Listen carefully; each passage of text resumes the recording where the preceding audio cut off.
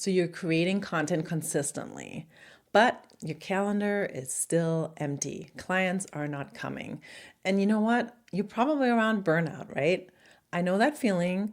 And that is something that we want to talk about today on what kind of content you can create that you can start filling up your calendar. What if I told you that 99% of service providers are making a silent mistake that is actually repelling your customers? In this video, I'm going to talk about that mistake and what you can do instead to start getting in customers on a regular basis. I know it's frustrating. You're creating the content, you're looking at what's trending and what people are doing, you're even maybe copying somebody else's video or newsletter, and still nothing is happening. The only thing that you get, the likes, are from your mom. Thanks, mom. That is not what we want. And when this happens is we start questioning everything. Am I too expensive? Am I not doing it right? Do they not like me? What is wrong with my offer? Here's the truth. Your offer is probably fine. You're probably getting out there as much as you need to. Your titles and some of the ideas you have are probably fine. The problem is that your offer is probably repelling people because the offer is all about you and whatever it is that you're selling. It's not about the customer. It's not about the person that's actually going to buy it.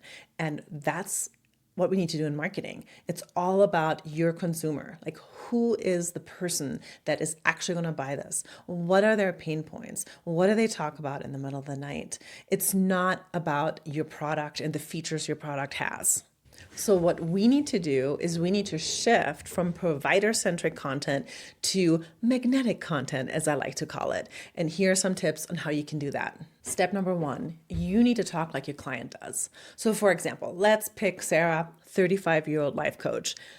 Is she saying to her partner at night when she's stressed out, "Ooh, I wonder what the right sales funnel would be"? No, she's not using words like that. She's using words like, "I don't understand why I can't get clients. Why am I not getting enough customers? What is wrong with my offer?" So you want to use the terminology that your actual customer uses. I've been in marketing for 25 years, so a lot of times I will use marketing talk, and I know that my customer doesn't talk like that. So I have to reel it back in and be like, no, that's not how I should be talking. So that is something I need you to do. Write down exactly what does your customer say? What do they say to their friends, to their partners when they're having stressful situations about their business? So let's stick with a life coach example. So instead of saying, 5 tips for business growth, I would say, life coaches, 5 ways to get your calendar filled up with paying clients. That's what they're hurting. That's what they need. I even use the word life coach if that's my target audience.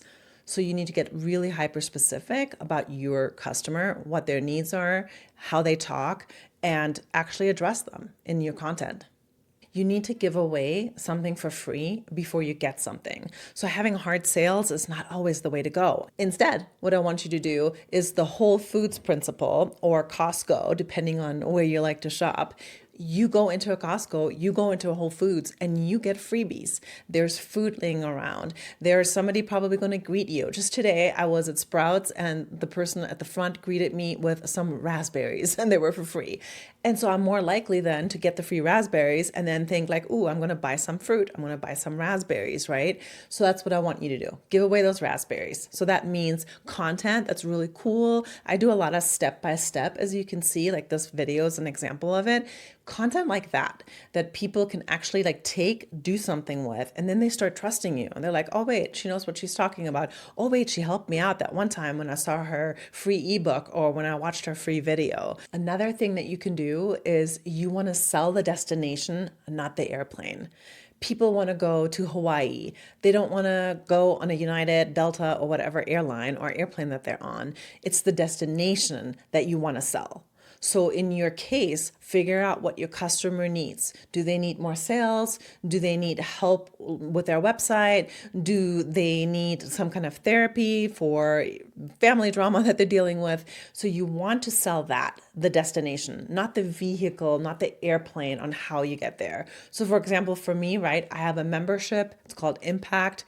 I can't sell the membership and Impact. Nobody really cares. It's the destination. The destination is, in Impact, I help you solve your problems. I help answer all your questions. I am a consultant to you. Instead of spending so much money on multiple coaches, you get me for everything that you need in marketing. So that's the destination, right? So if somebody goes to Impact and they can ask me all the questions for marketing, that's great. But what is the actual destination?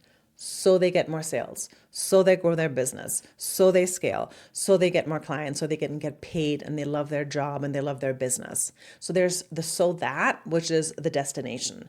Think about that when you do content the next time and you talk about what you're offering and how you are providing services to your customer.